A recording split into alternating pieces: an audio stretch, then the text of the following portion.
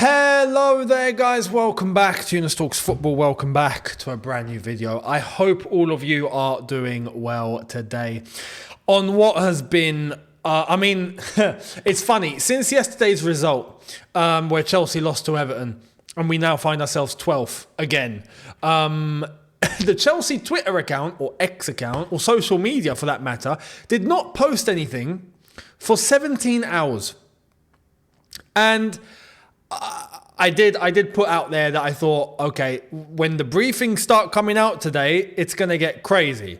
Lo and behold, the briefings are out and oh my God, it's carnage. It's an absolute onslaught of briefings that are coming from all directions, if you want to call it the club, maybe even Poch, some players. It's carnage. So we're going to go through all of it and we're going to illustrate just how much of a mess all of this is, because it's just absolutely incredible. Couple of things that we've got to discuss is incredible. So we're going to get into it. Before we do, few things. Firstly, don't forget to subscribe if you haven't done so already and hit the notification bell to be notified once I have uploaded. On top of that, go and check out our emergency meeting on All You Can Eat yesterday, All You Can Eat Chelsea, where we done a stream over on Matisse's channel to talk about everything, basically. Big up to Matisse, Miz, the other side of the coin, Goonie, Man Knows Football, who was a guest on there to vent and to get everything off his chest, and rightfully so. He made some very, very good points. Absolutely fair play to Goonie on that one as well. Make sure you're sub to him too. And yeah, that's basically...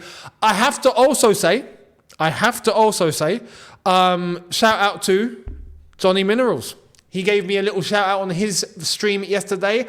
I caught it. I did see it. Shout out to him too. Thank you very much. And listen, it's not even a case of picking sides or anything like that at the moment. The interest for me right now is our football club is at stake. Yeah. So any, differences or things like that, I think at this point need to be put out the window. The reality is this football club is heading into a dangerous direction, a dangerous situation. And after what we've heard today, it's mad. So we're going to get into it. Let's get into it. Let's not waste time. We're not here about wasting time. Maybe they want to waste time. I don't want to waste time. So let's get into it. We're going to start off with Fraser Fletcher put out something. And I have to be honest, I read this and I was like, this doesn't make sense. But we're going to revisit a few things later as well. So here it is. He said Noni Madueke, Trevor Chalobah, Armando Broja, Marco Correa, Axel Disasi, Ian Matson and Malo Gusto are among those who are considered as available options to be sold and replaced with better quality over the next 2 transfer windows. What? Malo Gusto? Gusto.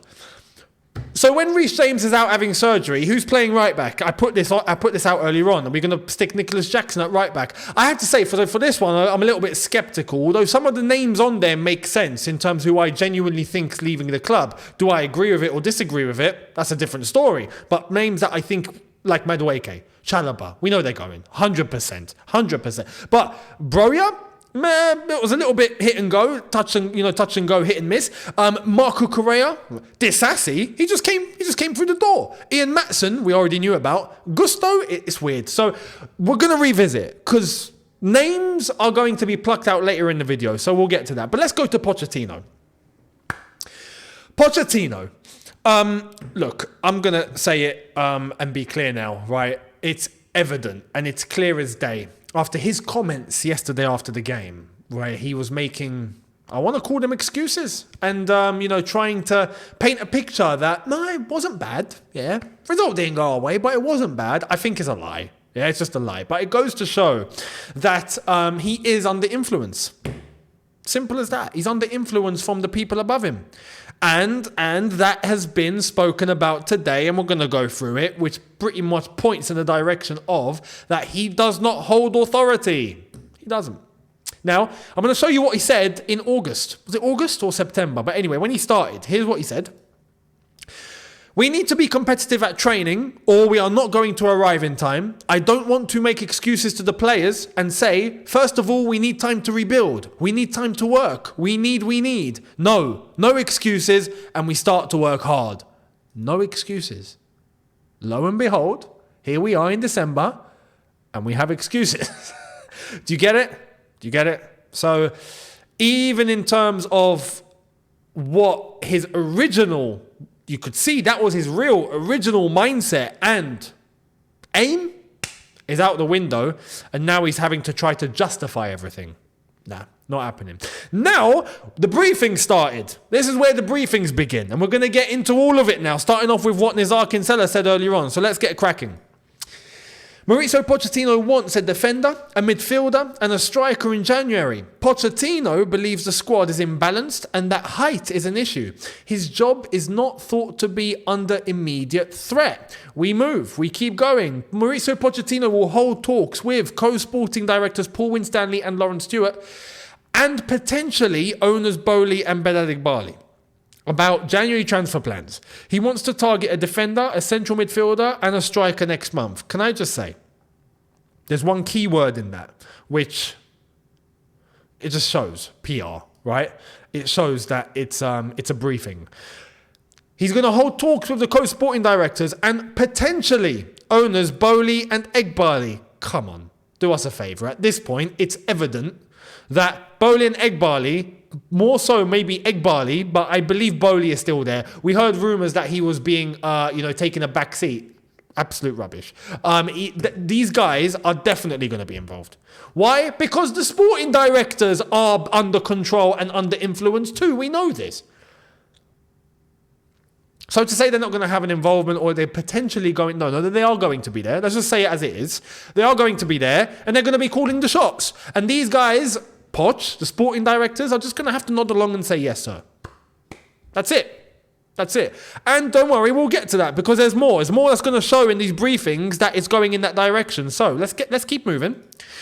Everyone is disappointed, but Chelsea are sticking with Pochettino and there is belief they can improve. Deluded. Delusional. We're not going to improve. That's evident. It's clear as day. And again, we'll come to more of that later because there's more pieces to the puzzle which you've got to connect for it to make sense. So let's keep reading. Pochettino believes Chelsea lack aggression and height. Funny he didn't come out and say that yesterday though, did he?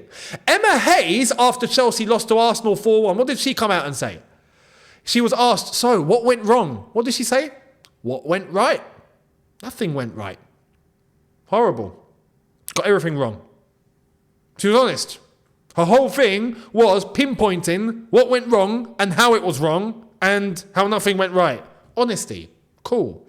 Poch yesterday came out and said, no, we played well. He didn't come out and say, no, you know what, we lack some aggression, we lack some height, they had a height advantage. He didn't say that. So there's that. Now, let's get into talking about that Poch is someone that just needs to tag along and just go with the orders that come from above. Here it is. From Ben Jacobs, the Chelsea recruitment model will function much the same in January. Pochettino will naturally have a say, but co-sporting directors Lawrence Stewart and Paul Winstanley will still very much be leading things. Right? Those at Tottenham and Paris Saint-Germain who have worked alongside Mauricio Pochettino in terms of player recruitment speak of a man respectful to the parameters he is working within. He doesn't demand, he recommends, said one source. I think it's clear that's what we're seeing now. He's gone back on what he said at the start of the season. He's making excuses which he didn't make before. We now understand that he is just going to be someone that, yep, we're going to go along with it. And we've got the big evidence that's going to come at the end of this video that's going to prove exactly why this is the case, right? And it comes from exactly what has been said here by the Daily Mail. Sami Mokbel's come out and said that those at Tottenham and PSG who have worked alongside Poch, said that, when it comes to recruitment, he doesn't demand, he recommends. And he takes a back seat. He doesn't have that authority. He gets given what he's given and he goes along with it. Respectfully, at Chelsea Football Club, that is not what we need. Can't function that way. We need to have a manager that demands.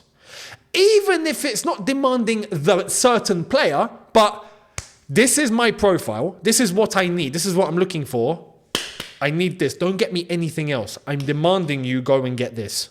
I'm not going to recommend, I'm going to tell you, this is my team. This is what I need. Can you go and get me what I need, please? That's how it works.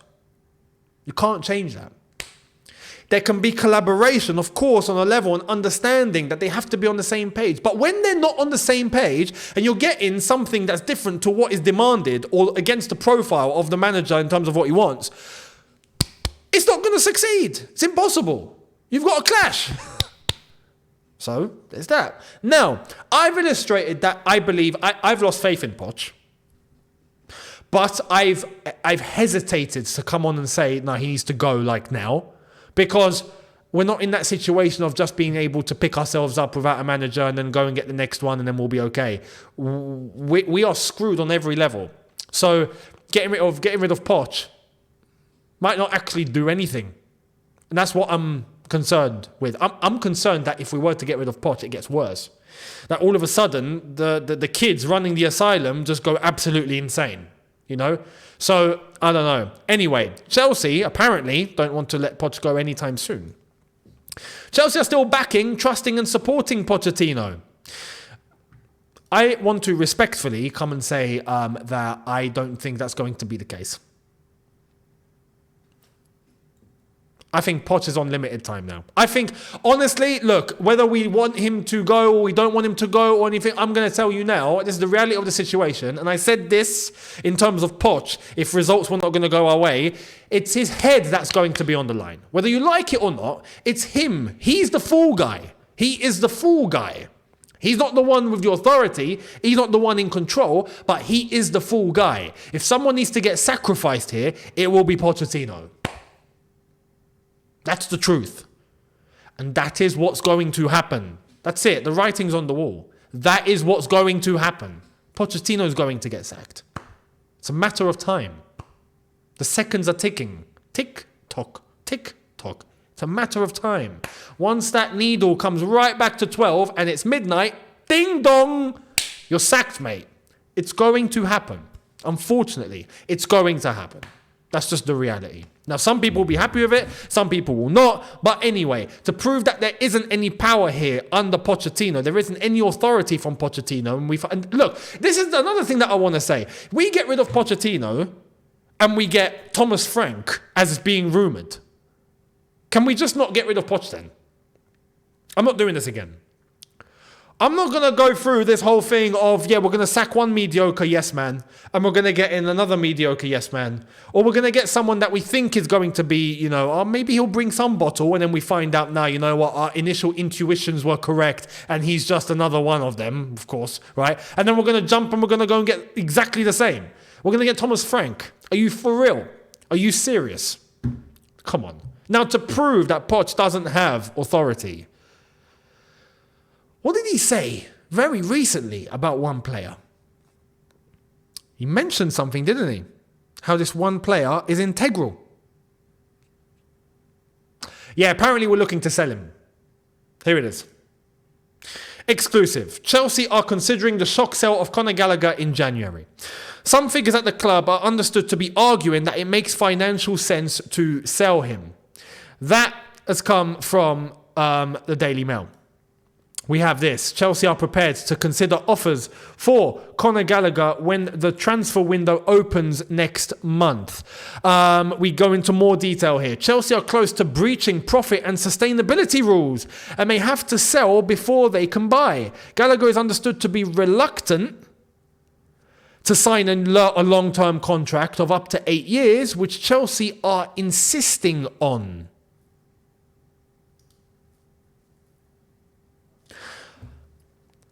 I'm going to be completely honest here. If Chelsea had a squad of top players, yeah? We're talking creme de la creme, yeah? Imagine if we had modern day JT, Lamps, Didier, all them lot today, yeah?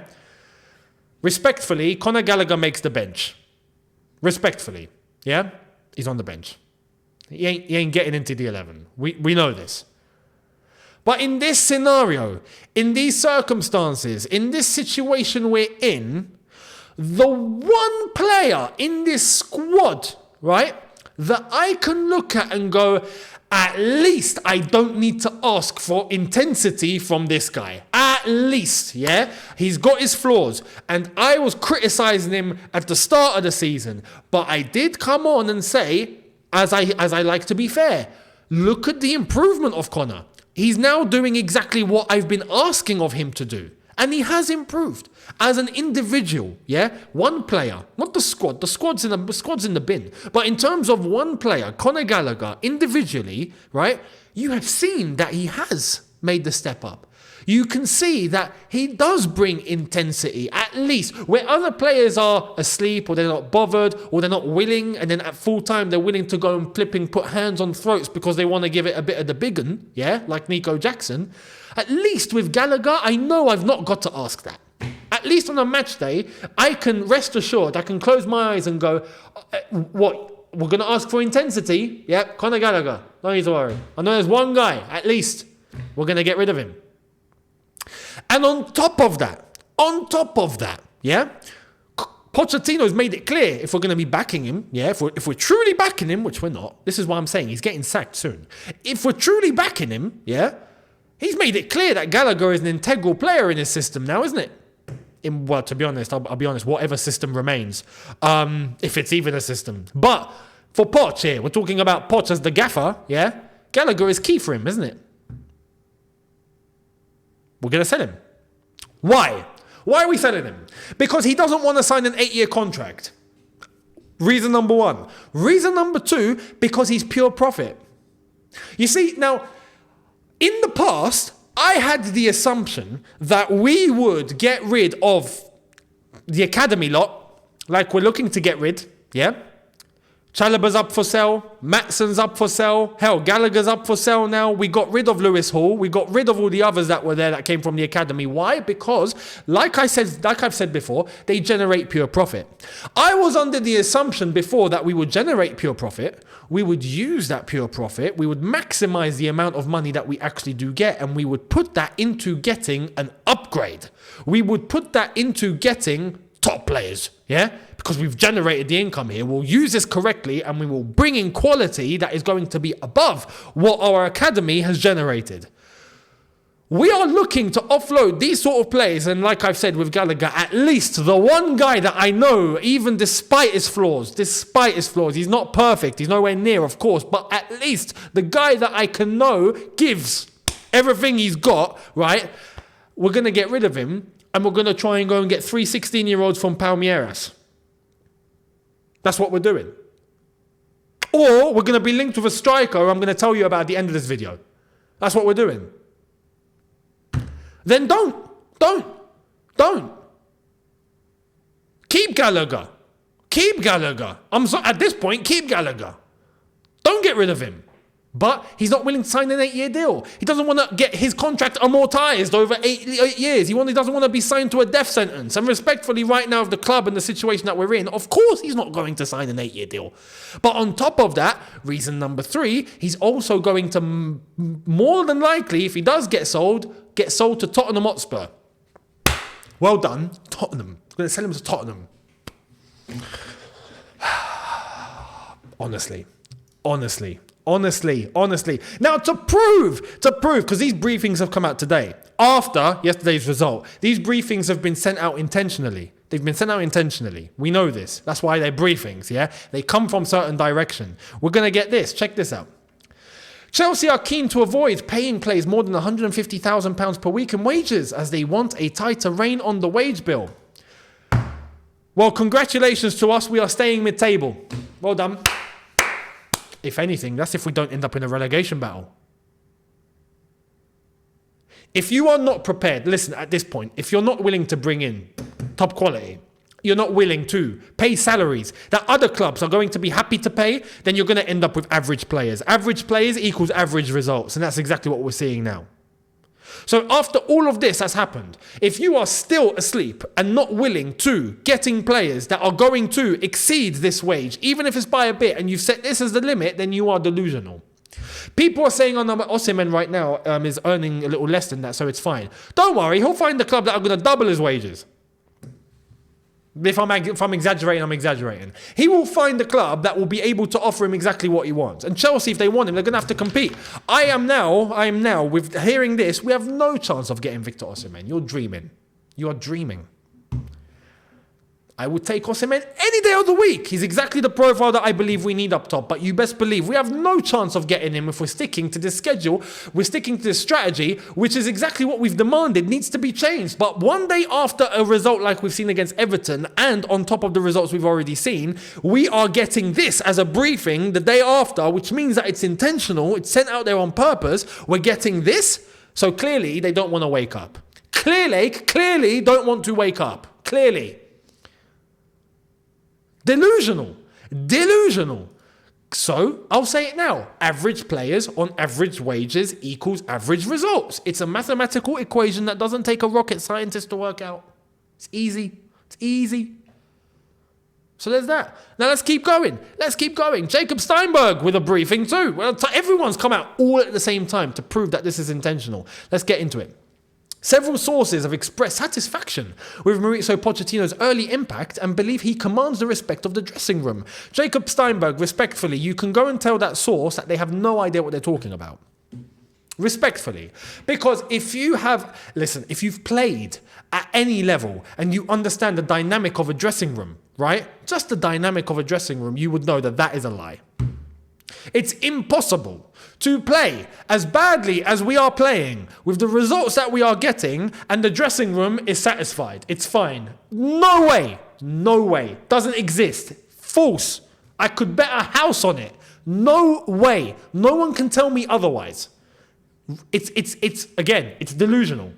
To think the dressing room is rosy and we're playing like this? Hell no. No chance. But this is what we're hearing. Pretend everything's okay. This is why I've been saying I believe there isn't any accountability. This is an image of everything's fine. I'm going to coast along. It's all okay. Don't worry. It's going to be fine. It's bonkers. Anyway, let's read more. Let's check this out. This one's interesting, this.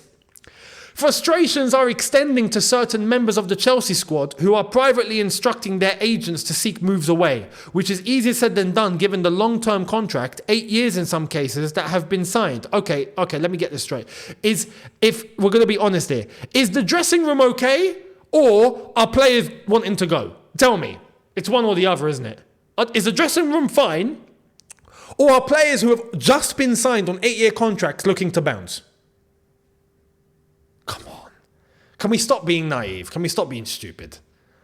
Of course players are looking to try and find a way out. Of course they are entertaining it.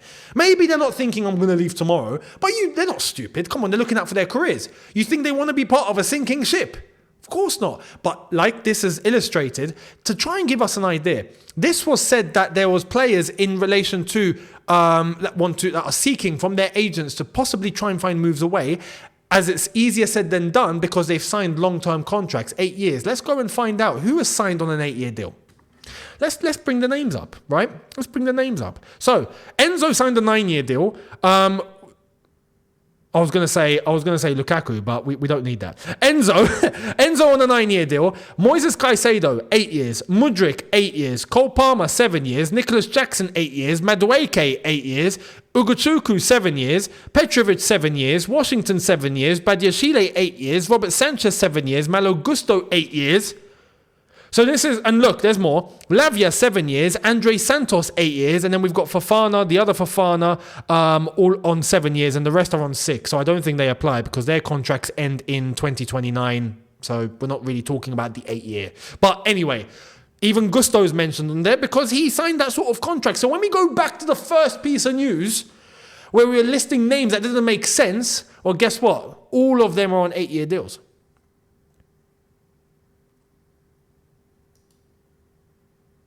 So yeah, maybe they're looking at the situation and going, flipping hell, what did we sign up for? Maybe. I wouldn't be surprised. I wouldn't even blame them technically, but wrong. What they're showing, even the players, what they're showing on the pitch is just disgraceful. It's disgraceful. Every single level at this football club is broken beyond belief. It's smashed. Owners, recruitment, manager, players, all of it is in tatters. All of it. All to be blamed. But it starts from the top. It starts from the top. The tone is set at the top. There's an old saying, there's a proverb, which I know maybe a few of you are aware of. But a walking cane is curved at the top. What does that mean? It's not curved at the bottom. It's curved at the top. It means that all responsibility, tone, everything, standards, whatever, the whole settings are set from the very top. And it's brought down. On a walking cane, the rest is all straight. So it's quite unbelievable, really, to see our football club in this way. And we're hearing these sort of briefings. I'm going to show you this. This is a very good opinion piece from the Elastico. Check this out. If this is true, you can say goodbye to Pochettino. Take the player that has been most fundamental to the way Poch's system works and sell him from under the coach equals telling the manager you are not building a squad for him, but for your own separate, different vision. It's exactly that.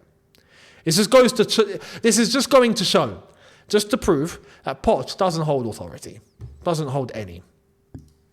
Which is why I'm not really looking at Poch as the guy to save the situation. He's not going to. And he knew what he was coming into, but what he was hired for was exactly this, as someone that's going to tag along. And if we get rid of Poch, we'll get the next guy that's just going to tag along and just be a yes man. That's clearly the direction that we want to go in. Now, to wrap up, we're going to get into this. Check this out. Simon Phillips put as part, and he's confirmed Fabrizio said the same thing, as put on my site on Sunday morning, Chelsea have added Victor Gyökeres to their striker shortlist, right? As an alternative to Victor Osimhen. So, who is he? Who's Victor Gyökeres? Plays for Sporting Lisbon. Has played 12 matches for Sporting Lisbon. Has a €100 million release clause. What's he done in his career? Oh, he's played for Brighton. Let me just get that off the bat. He's played for Brighton. Not in the Premier League, in Premier League 2. Right? So the under-21s, the reserves, he's played there for Brighton. He was at Brighton. So I'm not surprised that we're linked with this guy, because Brighton.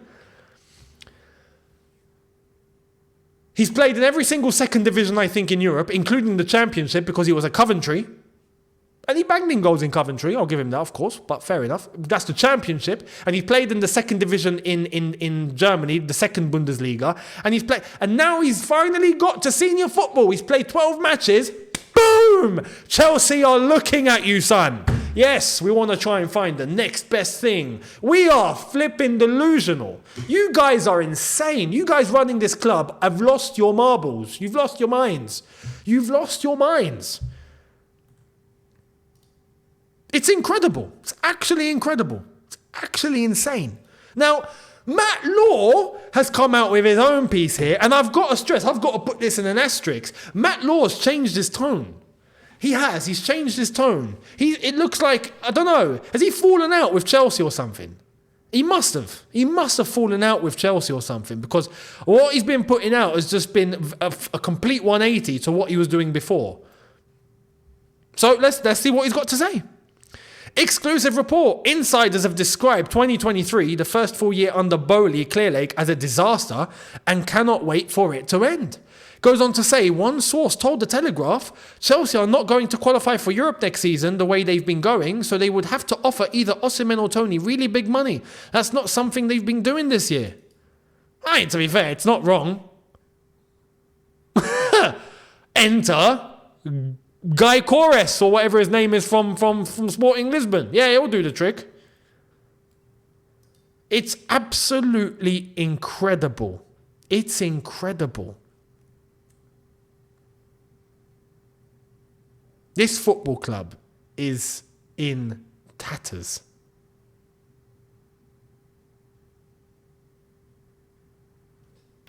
I have nothing else to say. I have nothing else to say. Let me know your thoughts down below. We'll end it there. Let me know your thoughts. This is exactly what I'm scared of now. What I'm scared of, I'll end with this. What I'm scared of is these owners upstairs are just not going to get it. And if they don't get it, this could be very long. Let me just say that now. Strap your seatbelt in. because you ain't leaving the vehicle anytime soon. Anytime soon. And the vehicle's going to probably go off a cliff and it's going to smash a few things, but you ain't leaving the car. No. You ain't jumping out, mate. No. You are going to feel every bit of pain. That's what I'm scared of. I'm scared that these guys are not going to switch on. They're not going to... Why? Because it's evident. It's evident. Just like the reason why they're looking to get rid of Gallagher and they're looking to get rid of anyone that's come through the academy. Not in the assumption that we initially anticipated that we would get rid of these players in order to generate that pure profit, in order to go and upgrade. No. We're going to try and nail him down to an 8-year contract so he can amortize. Yeah, because then the payments are split across the length of the entire contract, which means that we end up in a profit, right? It's all money. Or we sell him, we get pure profit, then we end up getting a 16-year-old or someone mediocre, and then we get our profit that way. It's fine. We've made money. It's cool. The football team, screw the football team. We've made our money. My fear is that these guys are just not going to switch on, or that they don't have to switch on because they see the money coming in and that's all they care about. People are going to say, no, but they spent $1 billion. They haven't actually spent $1 billion though, have they? If we go into the detail here, I'll give you an example. If Enzo Fernandez, right? Let's just use him as an example. He came in for how much? 100 million? 8-year contract. I'll take that back. 9-year contract, right? But let's say it was 8 years, just for the sake of maths, for the sake of mathematics, yeah? 8-year contract. We have to amortize the 100 million over 8 years. What does that become? It becomes 12.5 million every year. Say if he were to leave after 4 years, right? He's only in his second year now. Say if he leaves after 4 years, he's still got this season, next season, and the season after. And then we sell him and we go, oh man, he's not been that good. We can't sell him for 100 million. We're going to sell him for 60. Yeah, we'll sell him for 60. We're still in profit. Because we take off the amount of years that have amortized. 4 years equals 50 million. If some club comes in and gives us 60, we've made 10 million off of Enzo Fernandez. That's how it works. That's called book value.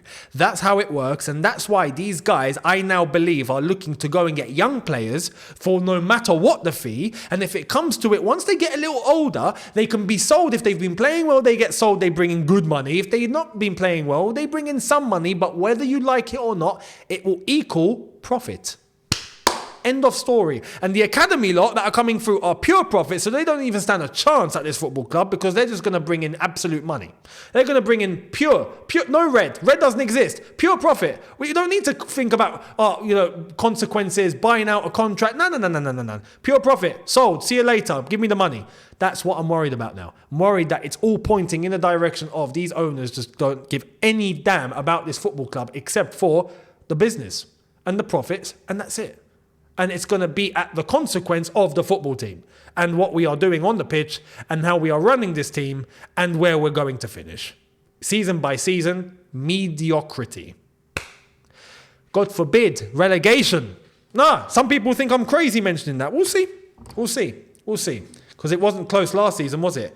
Currently, in 2023, we are, after this weekend that's just gone by, we are the worst performing team in the Premier League in terms of points accrued in a calendar year for all the teams that currently are in the Premier League. What does that mean? That means if you continue this form, you won't be a part of the Premier League any longer. You're going to be with the ones that were in the same form before and got relegated.